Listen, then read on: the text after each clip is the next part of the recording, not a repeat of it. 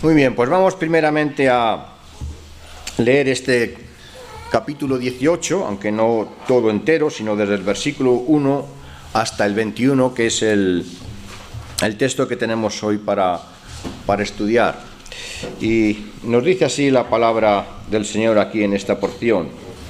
Hechos de los Apóstoles, capítulo 18, a partir del versículo 1. Dice: después de estas cosas, Pablo salió de Atenas y fue a Corinto.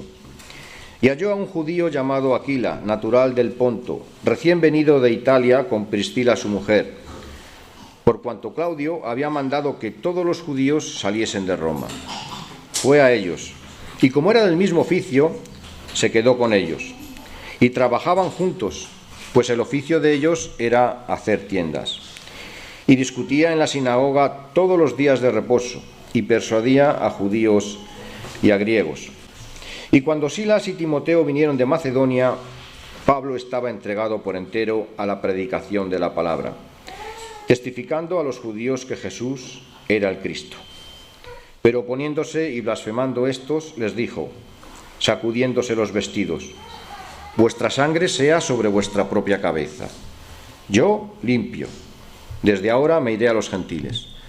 Y saliendo de allí, se fue a la casa de uno llamado Justo, temeroso de Dios, la cual estaba junto a la sinagoga.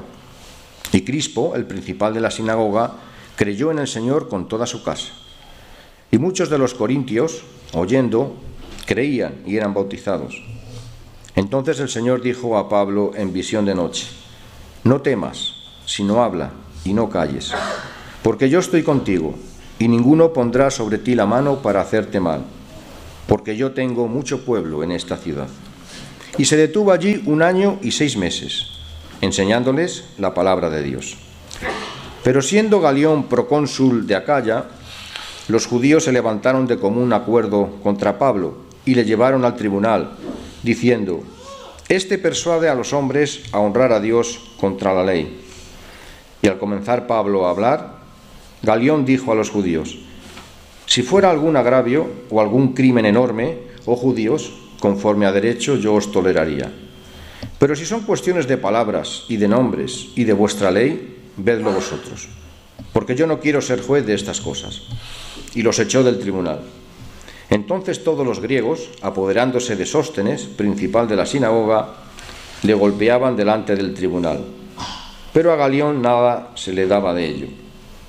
Mas Pablo, habiéndose detenido aún muchos días allí, después se despidió de los hermanos y navegó a Siria, y con él Priscila y Aquila, habiéndose rapado la cabeza en Cencrea, porque tenía hecho voto. Y llegó a Éfeso y los dejó allí, y entrando en la sinagoga discutía con los judíos, los cuales le rogaban que se quedase con ellos por más tiempo, mas no accedió, sino que se despidió de ellos diciendo: es necesario que en todo caso yo guarde en Jerusalén la fiesta que viene, pero otra vez volveré a vosotros, si Dios quiere. Y zarpó de Éfeso. Bien, pues hasta aquí esta porción que vamos a considerar con la ayuda del Espíritu Santo, con la ayuda del Señor, para poder sacar provecho también para nuestras vidas. Así que aquí tenemos que el apóstol Pablo acaba de salir de Atenas y llega a Corinto. Y vamos entonces primeramente a colocarnos en el contexto histórico, social y geográfico de aquella época, en aquella situación, lo que era Corinto. Grecia en aquel entonces se dividía en 2 provincias, la del norte, que se llamaba Macedonia, en la cual estaba Atenas, y la del sur, llamada Acaya, y cuya ciudad más prominente era Corinto. La posición geográfica de Corinto era clave como centro comercial y punto estratégico. Era la rival de Atenas, llegando a superarla incluso en importancia comercial, pero sin llegar, obviamente, nunca al nivel de Atenas como centro cultural y artístico. Corinto era una ciudad cosmopolita, es decir, albergaba gente de diferentes lugares y culturas, y puerto de paso para miles de personas procedentes de todas las extensas provincias del Imperio Romano. Las 2 creencias más conocidas eran al dios Asclepio, el dios de la sanidad, y la diosa Afrodita, la diosa llamada del amor. Al dios Asclepio se le llegaban a presentar ofrendas de barro cocido en forma de genitales con la esperanza de que sanara las enfermedades venéreas que se contraían con cierta frecuencia. Pero el templo más conocido, no obstante, de Corinto era el de Afrodita, donde estaban más de 1000 sacerdotisas, que eran prostitutas sagradas, en confortables edificios adyacentes, dispuestas a tener sexo con cualquier persona de la ciudad para presentar de esta forma, como pensaban, un sacrificio a su diosa. Es por estas prácticas que Corinto llegó a ser sinónimo de fornicación y prostitución. Incluso en referencia a esto se acuñó el término corintizar, de manera que cuando los romanos, por ejemplo, querían hacer una orgía, de forma burlona, sarcástica, y tener sexo, incluso de forma homosexual, llegaban a decir, vamos a corintizar.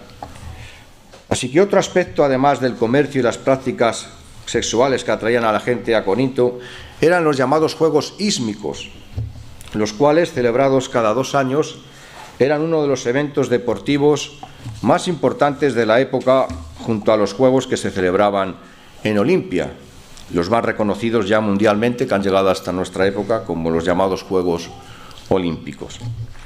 Bien, pues en una ciudad así, tan corrompida moralmente y tan materialista, tan hedonista, el Señor también quiso que llegara la luz del Evangelio y se formara una iglesia.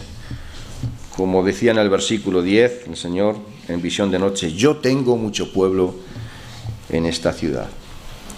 Bien, pues vamos a considerar entonces lo que hemos leído en estos primeros 21 versículos del capítulo 18, y en primer lugar vamos a hablar sobre el hecho de que el apóstol Pablo estuvo primeramente trabajando desde el versículo 1 al 3, después vamos a considerar que también estuvo obviamente predicando, ya versículos del 4 al 11, luego veremos una oposición que no tuvo éxito, versículos del 12 al 17, y finalmente, desde el versículo 18 al 21, el regreso de Pablo a Jerusalén. Pues bien, en primer lugar, vemos al apóstol Pablo trabajando. Al llegar Pablo a Corinto, Dios en su providencia hace que se encuentre con un matrimonio que iba a ser de mucha colaboración para él en el ministerio. Y era común que todos los judíos tuvieran un oficio, generalmente aprendido de los padres. Recordemos a nuestro Señor precisamente con el oficio de carpintero. En el judaísmo no se consideraba apropiado que un escriba o rabino recibiera pago por su enseñanza, por lo que muchos de ellos practicaban un oficio, además de su estudio y enseñanza de la ley mosaica. Los rabinos decían que el padre que no enseñaba a su hijo un oficio le enseñaba a robar. El trabajo manual era glorificado por los judíos. No había eruditos aislados del trabajo, como puede ocurrir en nuestros días.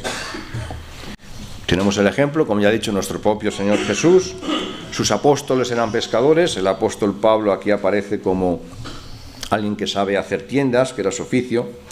Así que Pablo, a pesar de reconocer su derecho a ser apoyado económicamente por aquellos a quienes ministraba, voluntariamente decidió mantenerse económicamente y trabajando, para que nadie pudiera acusarlo de buscar convertidos a Cristo solo para enriquecerse. Fijaros cómo lo expone, si vamos a 1 Corintios capítulo 9, desde el versículo 7, él dice: ¿quién fue jamás soldado a sus propias expensas? ¿Quién planta viña y no come de su fruto? ¿O quién apacienta el rebaño y no toma de la leche del rebaño? ¿Digo esto solo como hombre? ¿No dice esto también la ley? Porque en la ley de Moisés está escrito: no pondrás bozal al buey que trilla. ¿Tiene Dios cuidado de los bueyes? ¿O lo dice enteramente por nosotros? Pues por nosotros escribió, porque con esperanza debe arar el que ara y el que trilla con esperanza de recibir del fruto. Si nosotros sembramos entre vosotros lo espiritual, ¿es gran cosa si segaremos de vosotros lo material? Si otros participan de este derecho sobre vosotros, ¿cuánto más nosotros? Pero no hemos usado de este derecho, sino que lo soportamos todo por no poner ningún obstáculo al Evangelio de Cristo. ¿No sabéis que los que trabajan en las cosas sagradas comen del templo y que los que sirven al altar del altar participan? Así también ordenó el Señor a los que anuncian el Evangelio que vivan del Evangelio. Pero yo de nada de esto me he aprovechado, ni tampoco he escrito esto para que se haga así conmigo, porque prefiero morir antes que nadie desvanezca esta mi gloria. Así que siempre que tenía oportunidad, si era posible, el apóstol Pablo usaba un tiempo también para trabajar y sostenerse económicamente, y así que nadie le dijera que si predicaba el Evangelio era para después sacar dinero de aquellos que se convertían, ¿verdad?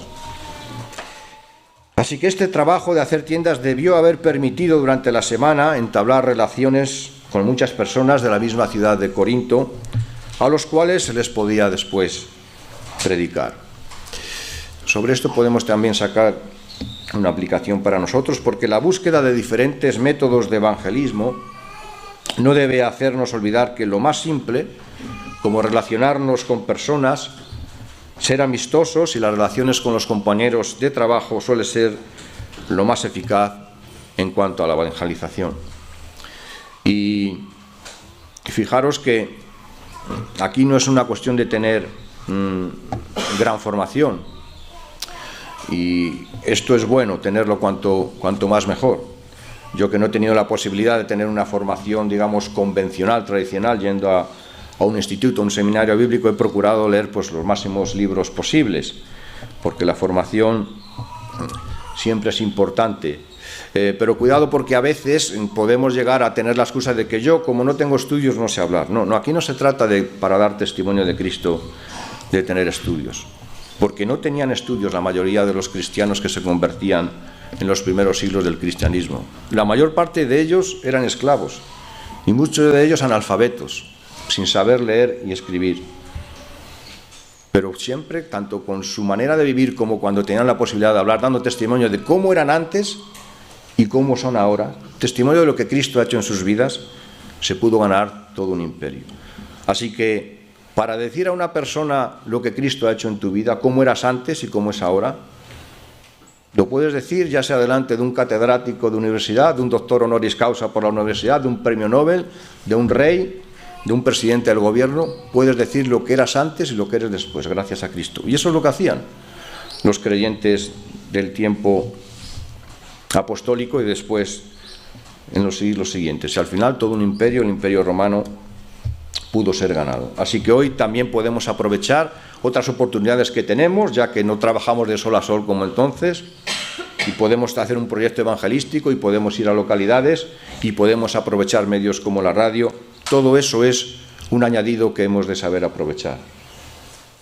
Pero no servirá de mucho para el crecimiento del reino de Dios, de la Iglesia, si a nivel personal, en el entorno en el que estamos, nosotros callamos.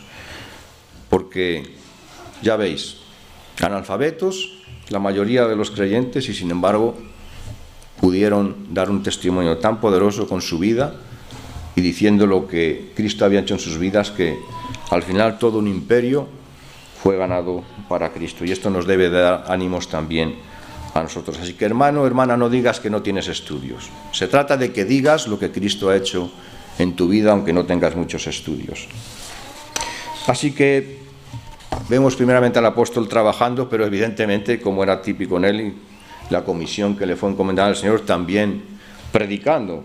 A partir del versículo 4, el apóstol no permitió que el trabajo, por intenso y amplio que fuere, le apartara de dar testimonio de Jesucristo, tal como había sido encomendado. Y tengamos el cuidado también nosotros, a manera de aplicación con nuestra vida laboral, de manera que, una vez cubiertas nuestras necesidades, sepamos también apartar también un tiempo para la vida espiritual, para lo que es eterno, en este caso el testimonio de Jesucristo. No hay que olvidarse que aún hay muchas personas que viven sin Dios y sin esperanza en el mundo. No podemos pasar entonces de su desgraciada situación. Y allí en Corinto, con tanta inmoralidad de todo tipo, se podría pensar que iba a ser misión imposible que se aceptara el Evangelio. Pero nunca debemos subestimar el poder de la palabra de Dios, por mucha perversión que exista en un determinado lugar. La situación era incluso peor de lo que puede haber ahora en nuestro país, que muchas veces se está diciendo y se escucha, es que España es muy dura. Bueno, pues más dura era la ciudad de Corinto, y más dura era la situación de cómo era Occidente cuando estaba reinando el paganismo, antes de que se estableciera el cristianismo. Así que no subestimemos el poder de la palabra de Dios y sigamos con ánimo dando el testimonio de Jesucristo. Y la predicación conlleva pues dos consecuencias obvias: conversión o rechazo.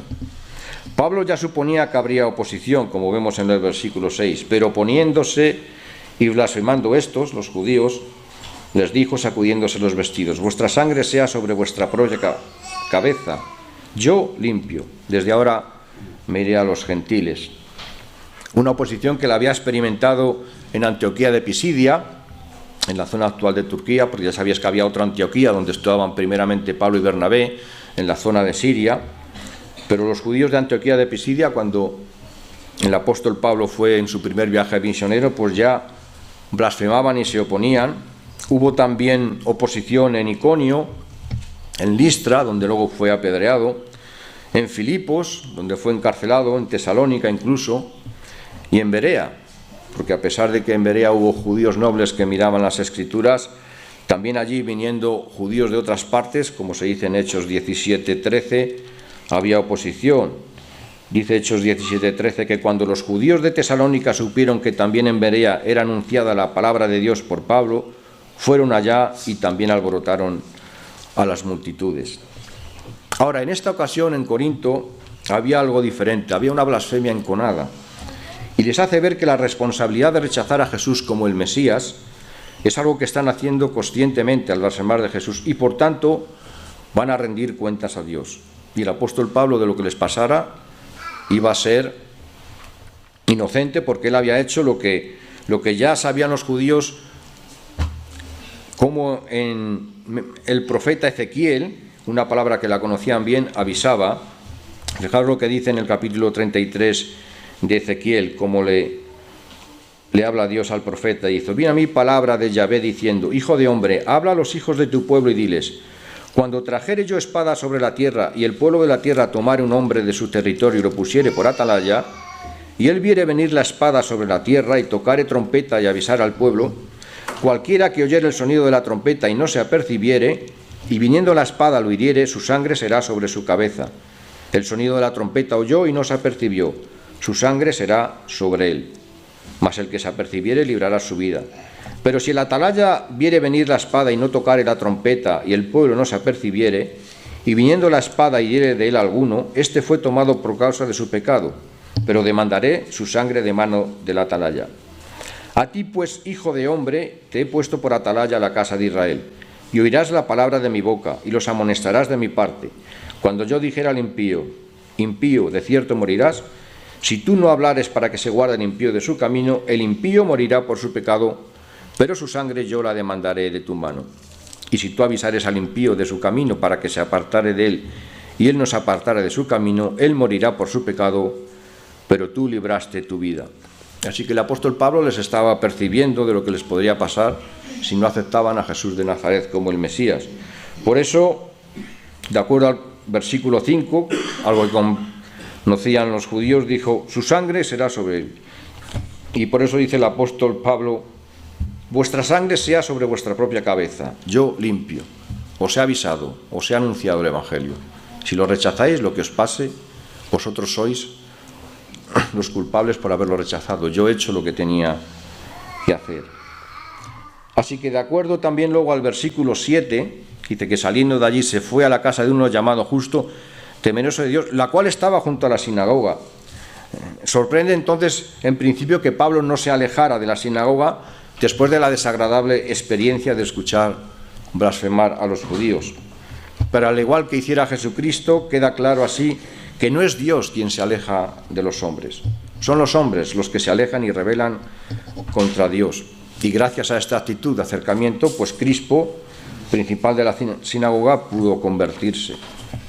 Ahora vemos también cómo el Señor tiene que dar ánimos a Pablo, pues estaba en una situación difícil que podría debilitar su ánimo, ya que cuando fue apedreado en Listra, esto lo hicieron judíos que vinieron de Antioquía de Pisidia, donde hemos visto que blasfemaron, los cuales también llegaron a blasfemar. de manera que la posibilidad de volver a ser apedreado era latente. Estos judíos de Corinto también estaban blasfemando, tenían una actitud muy agresiva y la conexión mental es evidente. A nosotros, cuando algo nos pasa parecido, que ya nos ha ocurrido en otra ocasión, pues pensamos que lo mismo las cosas pueden llegar a desenvolverse de la misma situación. Así que había, lógicamente, un cierto temor en el apóstol Pablo. Y el Señor le tiene que decir: no temas. Incluso más exactamente dicen los entendidos en el griego que se podría traducir: deja ya de temer, ya no temas. Porque como hijos de Dios, por fuerte que estemos en la fe, necesitamos el ánimo de Dios para seguir adelante cuando las circunstancias son adversas por las razones que sean. Recordemos también, como en el capítulo 4 de Hechos, hubo una oración que tuvieron que hacer los apóstoles en Jerusalén al ser amenazados, en una de esas ocasiones en las que fueron delante del Sanedrín y los amenazaron, y después, haciendo una oración, pues decían lo siguiente al final de esta oración. Leo en Hechos 4, del 29 al 31.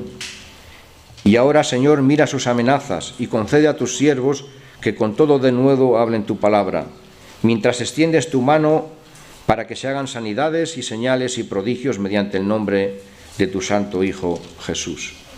Cuando hubieron orado, el lugar en que estaban congregados tembló, y todos fueron llenos del Espíritu Santo y hablaban con denuedo la palabra de Dios, tal como habían orado.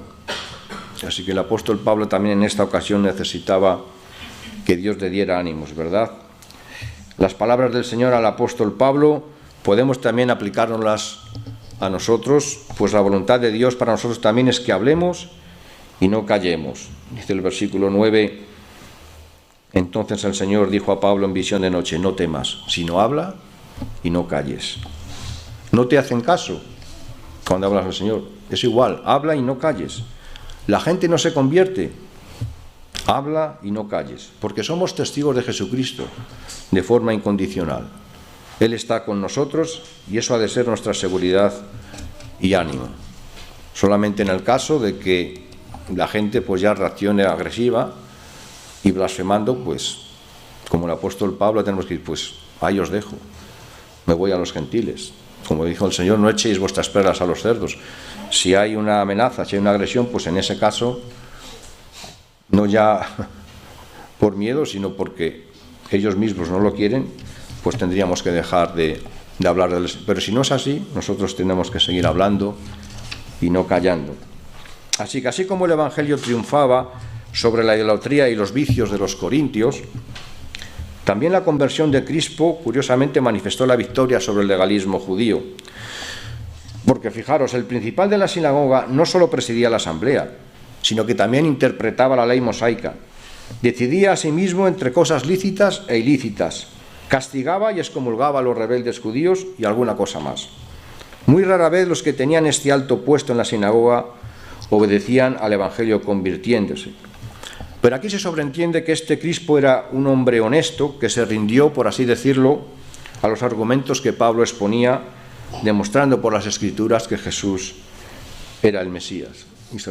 Y a la evidencia pues se tenía que rendir. De hecho, aunque no lo quieran reconocer, pues muchos judíos reconocen que el capítulo 53 de Isaías se refiere claramente, todo coincide con Jesús de Nazaret, hasta el punto de que hubo durante mucho tiempo que no se leía en las sinagogas el capítulo 53 de Isaías porque tenían miedo de que enseguida lo conectaran con Jesús de Nazaret.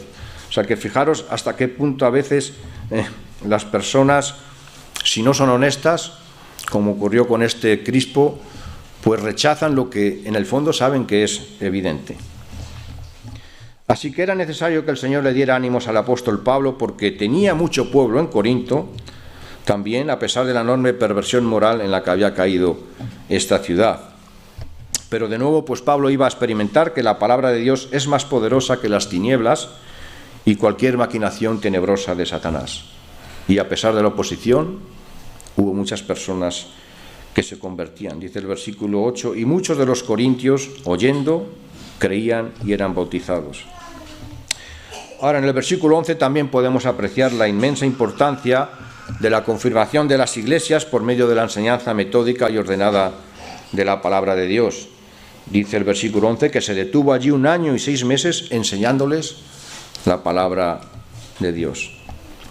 Porque el apóstol Pablo generalmente tenía una estancia en cualquier lugar inferior a ese año y medio, a ese año y 6 meses que estuvo en Corinto, para así intentar alcanzar con el Evangelio a más localidades. De manera que al revelar al Señor que allí tenía mucho pueblo, consideró que debía quedarse más tiempo, tanto para la predicación como para la confirmación de los convertidos a Cristo.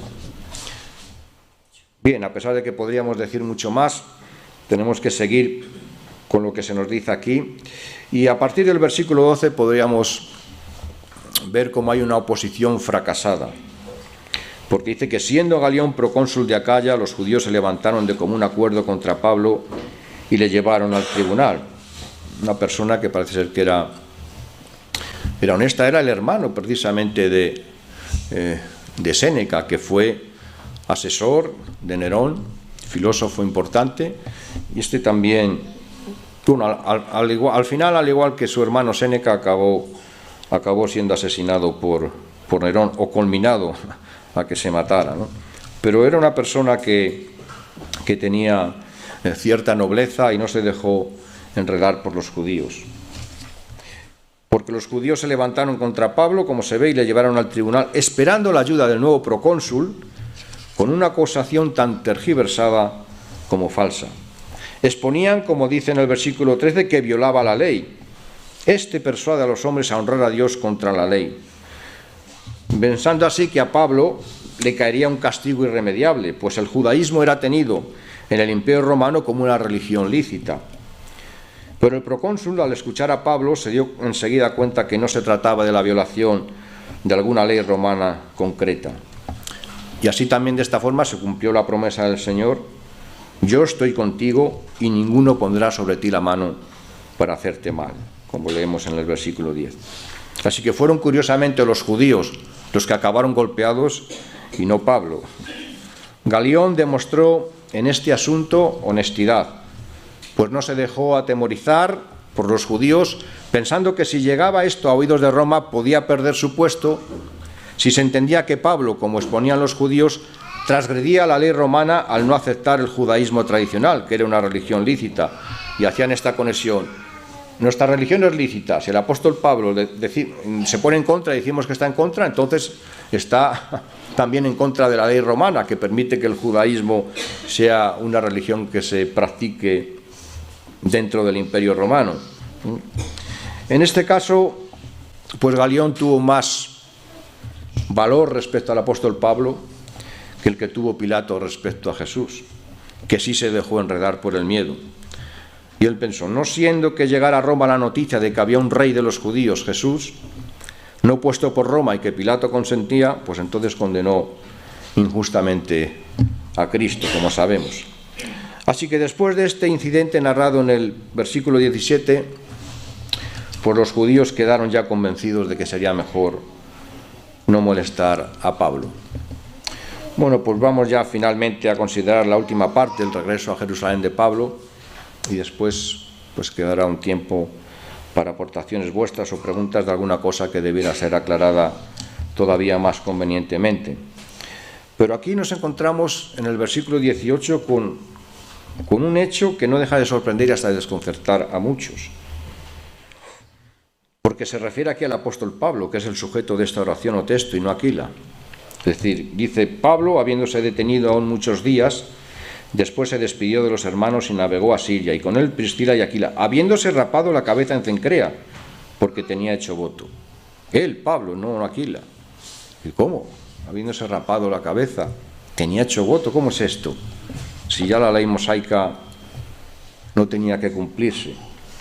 Bueno, para empezar, entre los judíos hay que aclarar que era práctica común hacer votos, y por supuesto Pablo sabía que esta práctica dentro de la ley mosaica no le justificaba delante de Dios. Si lo hacía no era para justificarse o ganar, digamos, bendiciones de parte de Dios. Más bien, esto tiene sentido por lo que él mismo explica, que vamos a leer en 1 Corintios 9, versículos del 19 al 23. Y él decía así: Por lo cual, siendo libre de todos, me he hecho siervo de todos para ganar a mayor número. Me he hecho a los judíos como judío para ganar a los judíos. A los que están sujetos a la ley, aunque yo no esté sujeto a la ley, como sujeto a la ley, para ganar a los que están sujetos a la ley.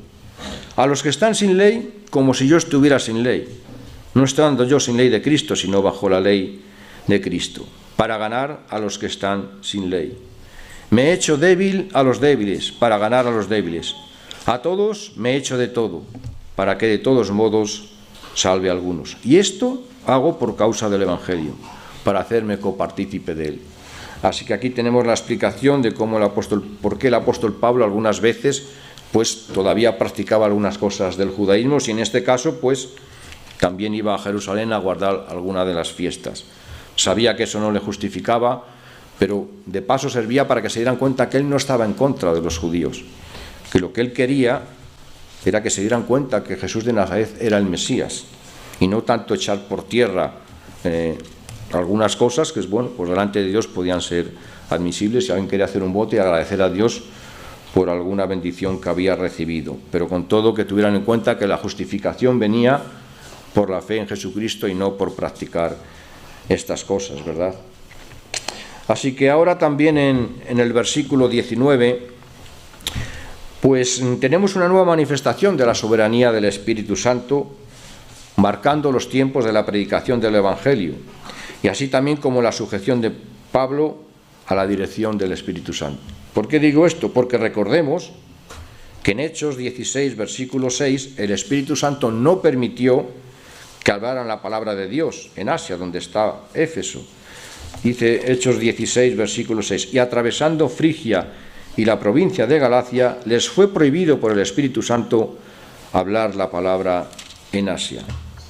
Pero ahora, en Asia, donde estaba Éfeso, recordad, en Apocalipsis capítulo 1, escribe estas cosas y envíalo a las 7 iglesias que están en Asia, a Éfeso, Esmirna, Pérgamo, Tiatira, etc. Ahora sí, predica en Asia, ahora sí el Espíritu Santo se lo permite, ahora era el tiempo. Era el tiempo de predicar en Éfeso y Pablo lo hace, así como predicar también el Evangelio de nuevo a los judíos, porque cuando dijo, desde ahora mirad a los gentiles, se refería con respecto a los judíos que estaban en Corinto. Y ya desde entonces en Corinto solo se dedicó a los gentiles, dado que los judíos blasfemaban y no querían saber nada de Jesús. Pero ahora aquí a estos judíos sí. Como era propio, pues también el apóstol Pablo se sentía, como ya sabéis, pues de alguna manera con la obligación de hablar a todos del Evangelio. Así que Pablo ya finalmente pues se despide de los judíos de Éfeso, prometiendo volver si así lo quería Dios, como dice el versículo 21 en la parte final, pero otra vez volveré a vosotros si Dios quiere. Y zarpó de Éfeso. Así que, hermanos, la expresión si Dios quiere pues debe ser una manifestación de sincera sumisión a la voluntad de Dios por nosotros, y no simplemente algo que digamos de forma mecánica sin más.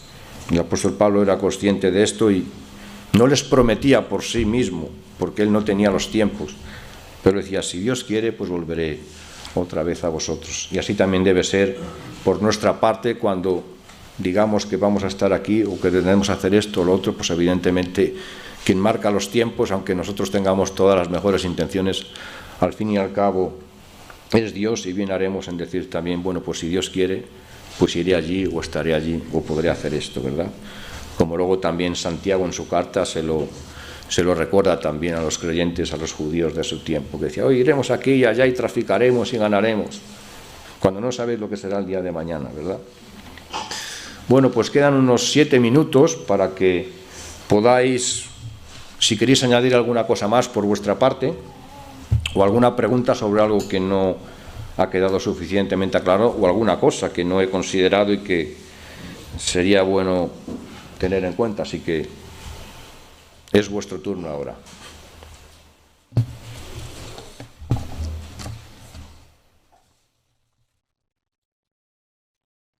Si alguien quiere aportar algo también, porque nunca se agota lo que se puede sacar de la palabra de Dios.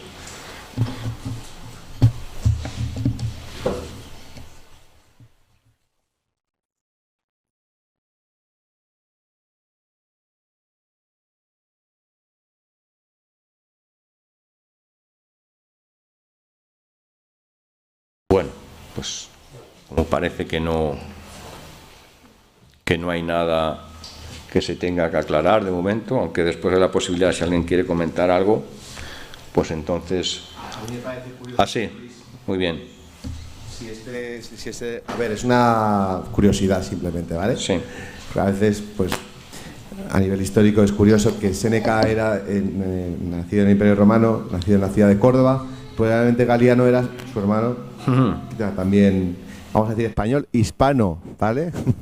Es una curiosidad, pero que no, lo desconocía, y muchas veces también esos textos nos aportan mucha información, y es un contexto histórico también que también da legitimidad, por supuesto, a toda la palabra, pero que está en un contexto histórico que está de acuerdo con lo que con la historia de Roma, con la historia que conocemos, ¿no? Así que para que también la palabra de Dios, o sea, quiero decir que muchas veces mucha gente critica la palabra de Dios como que va en contra de sucesos históricos, y los personajes que aparecen son, por supuesto, contrastados por la historia. Así que simplemente quería hacer esta pequeño inciso. Sí, gracias. No, y desde luego que todo lo que se va descubriendo a nivel arqueológico y histórico en documentos resulta que se ve que coincide con todo lo que está en la Biblia. Y ya nadie, incluso hasta los historiadores que sean ateos, dudan de que la Biblia sea un libro histórico que se tiene que tener en cuenta. Incluso hasta los propios judíos, muchas veces, para hacer excavaciones arqueológicas, se fijan por lo que hay en Hechos de los Apóstoles, los que se relata.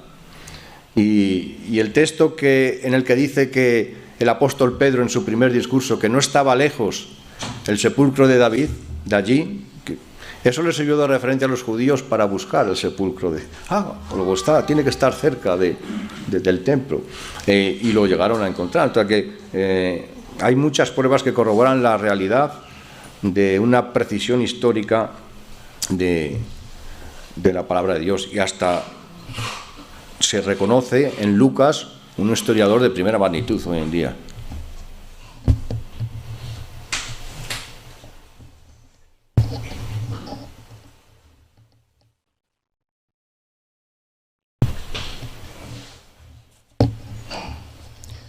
Vale, pues concluimos ya con una oración y pasamos ya a seguir teniendo comunión, tomando un café o charlando donde uno crea conveniente. Padre, nos rendimos ante ti dándote gracias porque tu palabra nos fortalece, tu palabra es verdad, tu palabra nos da ánimos y podemos estar bien seguros y confiados en ella. Te damos las gracias por este tiempo de comunión en tu palabra, por la posibilidad de poder estar tranquilamente aquí, que otros hermanos no pueden hacerlo en otros muchos lugares, y podemos escuchar lo que tú tienes también que decirnos. Gracias por este tiempo y por lo que vamos a seguir ahora, y asimismo te rogamos que tu Espíritu Santo nos siga ayudando. Te damos las gracias en Cristo Jesús también. Amén.